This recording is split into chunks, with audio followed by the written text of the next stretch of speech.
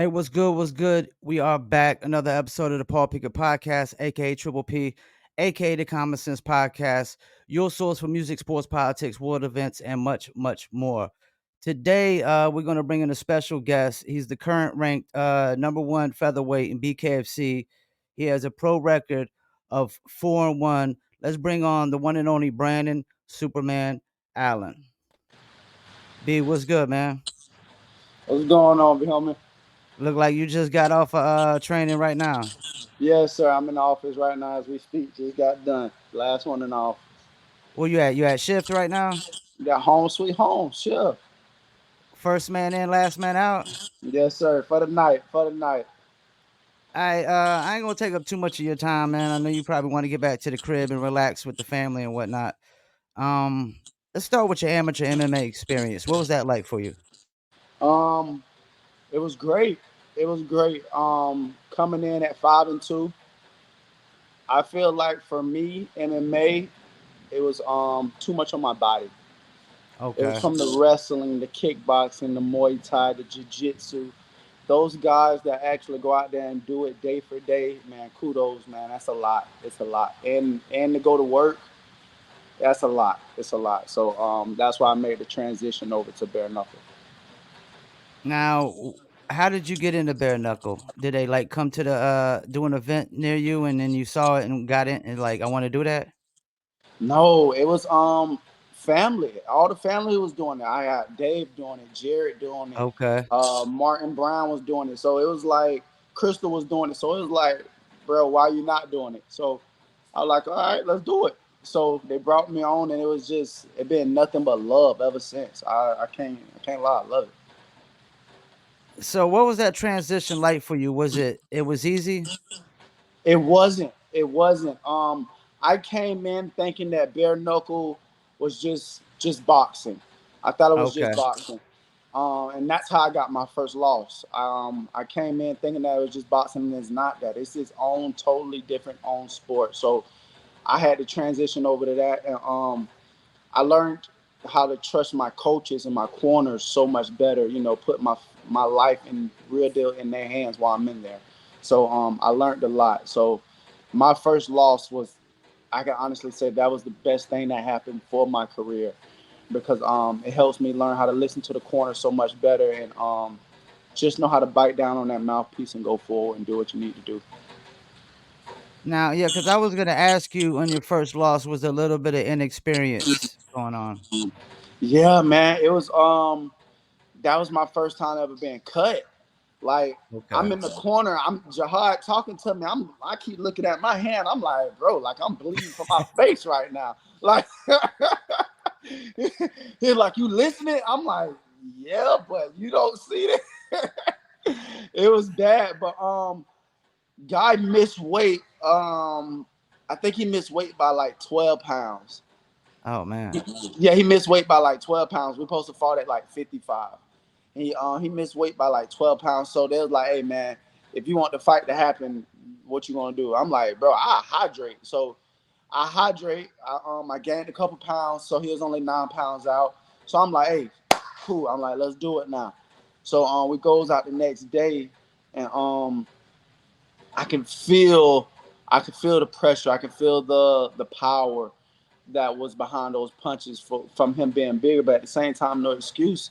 I should have been more experienced in the fight. I was worrying about cuts and nicks, and I was worrying about the wrong thing. So if we ever ran that fight back, I know for a fact, hands down, I'll watch it. Now, what do you think is like a big difference between MMA and bare knuckle that probably gets overlooked? Um, Not having gloves and not being able to take down kicks. That just to have It's just me and you just standing up, throwing hands. That's all we have.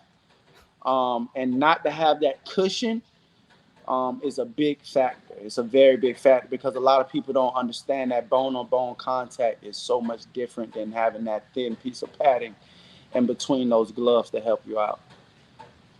Now, when you fought Steve Morris, I saw in the interview where he said it was tough fighting you because y'all was friends. Were you looking at it that way too? Um, to be honest with you, no. I wasn't. I really wasn't. I was on the hunt for revenge to prove myself for my first loss. So I knew for a fact, and he was ranked number 4. He was the number 4 contender. So I knew for a fact like he's coming in off of 2 big wins, 2 knockouts. Like they trying to feed me to the wolves right now. So I'm Yeah. like, let's do it. I'm like, I know for a fact, I know my game. We worked very hard within that year. Took a year layoff, and we came back to the drawing board, and we have been nothing but great ever since. So shout out to all my coaches for that. So yeah, it's just been that kind of game. Now you had a comeback win, BKFC 47 versus Seth Schaefer. Like, how do you feel like you were able to overcome after you got knocked down? With the self fight, it was my footing. And we talk about it in the gym. When he had the overs, so I'm right there while he's hitting the body. I'm like, let me just pull out very hard and throw a big shot. And I squared up. I don't know why, but I put both of my feet. If you ever look at the video again, I squared up, hips straight ahead, and I tried to pull back. Once I pulled back, the momentum of me pulling back and him coming off, I got to give it to him. He came off, he hit me clean on the top of my head. Both of those things mixed together sat me down. That was the Yeah. first time I have ever been sat down in my career. So kudos to him. My shout outs to him, man, for that, because that was the first time I've ever been sat down. And it was an eye opener, a very big eye opener. So I'm like, I got to get out. I got to push the pace. I got to be serious. And that's why in the corner I told Hart, I said, hey, I got to go out there and get that back. And that's why I went out there, touched him clean, and we got it over with. Now, how good is your cardio? Like, I know cardio is a big deal in BKFC. I got the best footwork in the game. So if you want to go all 5 or all 6, we can do that. That's perfectly fine. We don't Okay. train for knockouts. We train to be great for every round. Every round is judged separately. So with that being said, we be perfect for every round. I mean, we are perfect. So that's what we train for. Now, the main reason I wanted to interview you was you seem to be getting overlooked a lot for the title shots. What do you think that's about? Um, I feel like it's following. I feel like it's following. It could be something else when it comes down to promotion. Maybe they want to see me do a little bit more. I don't know. I'm not promotion, but for my defense, I can say I have beat a number one rank. I have beat the number 4 ranked contender when he was number 4. Um, I have the best resume when it comes down to the 145 division. I have nobody I have ever fought has an upside down record. When I fought them, they was undefeated when I fought them. Um, I beat a high prospect coming off of a big win in South Carolina in his own backyard. Trevor Loken when he beat Brimage. Okay. Um, who else? Seth, 3-time, one-time champion over in the other organization, but 3 wins, 3 knockouts. I don't know what else they want from me. I'm on a 4-fight stop spree, so let's keep Do you, moving. do we think it's gonna take like you fighting Howard Davis or El Gallo or something? Um, Anybody from the All In management, no disrespect at all, but anybody from the All In management, they don't want to fight me, man. Unless it's for a title, they don't want to fight. They don't want to fight. And both of them are from All In, right? Howard and Yeah, they El are. They Gallo. are. Yeah. Um, Hats off. I will always show my respect to HD. Got to show it to him. He has been nothing but humble and a cool dude ever since I met him. So hats off to bruh. But El Gallo, you can kiss my ass. Um, I'm on your ass like back pockets next time I see you. Like I want that fight. I really want that fight. I want the El Gallo fight, but I know most likely they're not gonna give me that one. Um, I don't know. I don't know. Whatever is in store, I have big news coming up pretty soon. I can't talk about it. It's in the works. So in like the next 2, maybe 2.5 weeks, I'm gonna be posting some big news. So I can't wait. Well, I know you said something about posting Kai Stewart. You'd rather fight the chicken boy, not the man that is still. That didn't get no reaction from El Gallo. It did. It did. he called himself the cash cow now because of he can Yeah. sell out. He got a lot of followers and fans and stuff. But like I told him, followers and fans don't help you in the ring. It don't at all. And as you see, what just happened, Yeah, it you didn't know, help last match. it was horrible. It was a horrible fight. And for him to call himself the cash cow, I don't see you that way because your career is not going to be that long fighting like that. So God bless and hope you the best in your career. But if you ever cross my path, I'm gonna stop you. I know for a fact I'm gonna stop you. When I get to Kai, I'm gonna stop Kai. HD, none but love and respect, but I will stop HD. Howard, what's his name? James Brown. I'll stop James Brown, but most likely one of those guys is about to fall off the roster very soon because they're about to fight. So Yeah. Um, oh yeah, I forgot about the little guy, Jimmy Rivera. Jimmy Rivera, yeah. I will piss last too. So I don't know. Wherever they want to give me, wherever they want to put me, I don't care. I just want to get back in the square circle because that's where I belong. I am king. I am the 145 king. I've been saying it for the longest. I'm just uncrowned. That's all it is. Yeah, and it would almost make sense for El Gallo to probably fight you because he's gonna have to try to prove himself to try to get back to a title shot, right? Right, and I love we can do it in his hometown if you want. If you don't want to leave Miami, you don't have to. You don't have to come to Tampa. I will come to you. I promise you, I'll come with my best dancing shoes, and we can do it. Whatever you want to do. I So predict that fight being over before the third. That I just know it. so you said you got new news coming soon, so I'm guessing that'll be a new fight soon? Yes, sir. Yes, sir. Yes, sir. I Now found, and they say you can't catch a duck with dog food, but we did. So we caught them, and we're about to string them up and do what we need to do. how, like, impatient can it be, like, having to wait for fights in between fights? Like, it's been Oh man, almost over a year now, right? it has been over a year. Last time I fought was in July in Lakeland. Um, this has been the worst thing ever for me because I love the lights. I love being under the lights, but at the same time, this has been the best thing for me. I have been able to grind in so many different areas of the fight game, and I have sharpened so many different tools. So I can't wait to show them and put them on display. I feel like they just made it worse for themselves when it comes down to fighting because you have put me on the back shelf and I just became better. So I just ready to show off my skills. Well, it seems there's a lot of politics with some of these fights not going on. I mean, Redneck and Perry probably should have fought already.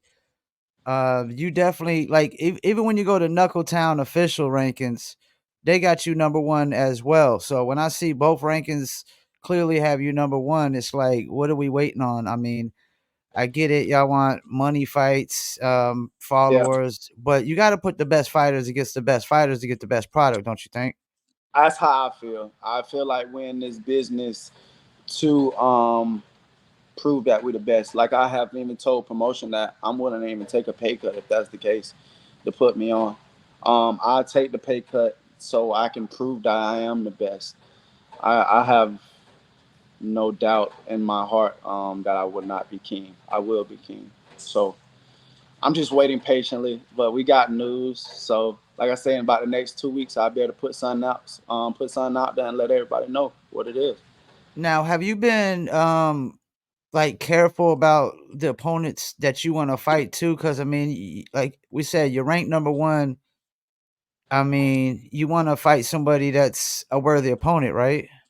Always, always. I always want to fight somebody that brings something to the table. Um, don't get it wrong. If the organization gives me um, I don't want to say the word because they told me I can't say it anymore.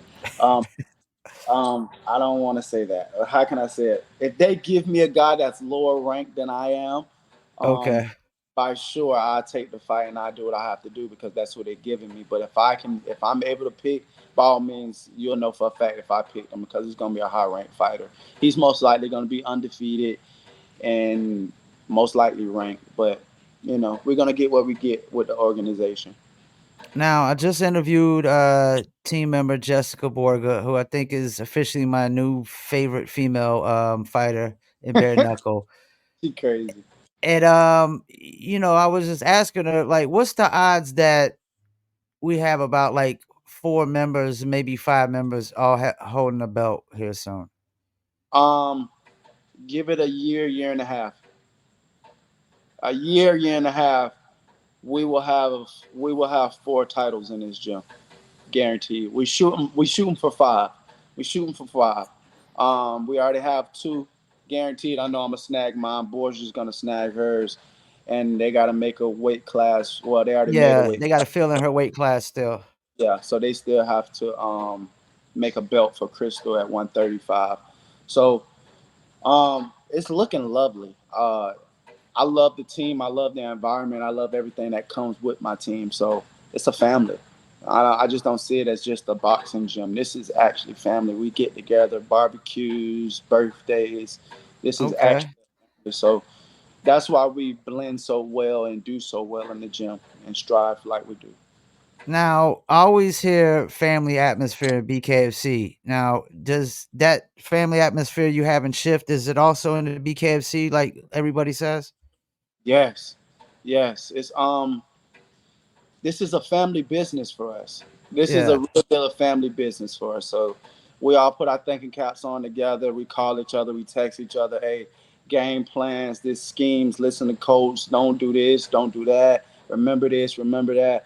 Like And afterwards, guess what? We're gonna have some fun. We're gonna be together. We're gonna laugh. We're gonna joke. Go get on the boat. It's just a family. Like over here, if you ever came and visit, you'll see. It's just a family environment. Now, how much is it, like you said, you calling out all in? How much is like the different teams? Is that a competition? Oh my gosh. Guaranteed that we got 5 different speeds of competition in here. So, and even the women gonna bring it. You gotta have your A game. Definitely fucking Crystal. Her hands are like fucking lightning. And Borgia hit like a fucking truck. So it's tough. It's tough dealing with those guys. And with Jared, he can punch you from across the room, and it feels like a train.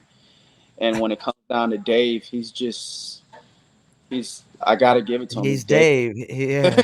He's Dave. He's gonna he's gonna put you where he needs you to be for himself. He's an all around great fighter. I really appreciate Lil Bro for what he does to the gym and what he brings to the gym. So, and that's all my teammates. So, Yeah, yeah, Redneck is like my favorite bare knuckle fighter. Like once I started getting into it, something about Redneck that just like, I like this guy.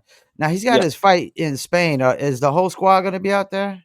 Majority of the squad is gonna be there. The rest of us gonna be back here, throwing a big fight party for him because you got to keep the fans and the followers happy. Yep. Well, I ain't gonna take up too much of your time, man. I know you ready, get back to the crib, man, after a long day. Before we go, anybody you want to shout out? Shift. Shout out to Shift. That's the family. That's the family. That's the family. Gotta say it repeatedly. Without them, I wouldn't be here. So, shout outs to the team. Shout out to the coaches. Superman flying high and fight news coming soon.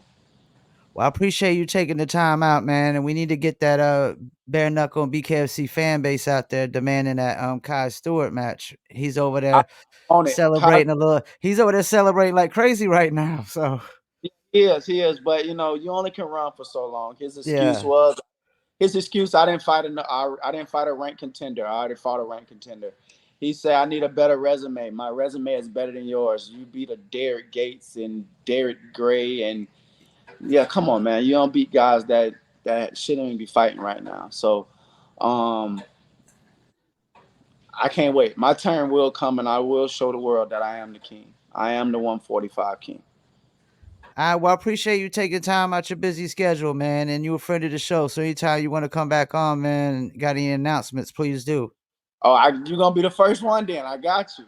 I appreciate it, man. All right, man. Appreciate it. Superman flying.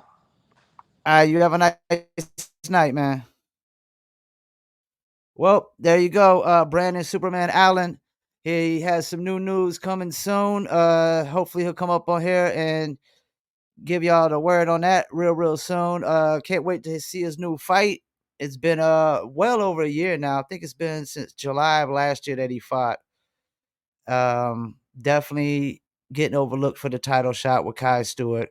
I mean, you've had Louis Lopez get the title shot, Howard Davis. I mean, even though Howard Davis, I mean, it was well deserved. He's a lot of fights under his belt. El Gallo kind of was ranked under Brandon Allen, and he kind of got pushed up because he's a money fight and he sells a lot of tickets in Miami. But yeah, there, Kai Stewart is gonna have to pick his next opponent soon, and hopefully it's gonna be Brandon Superman Allen. Once again, thank you for tuning in to another episode of the Paul Pickett Podcast. Peace, and we out.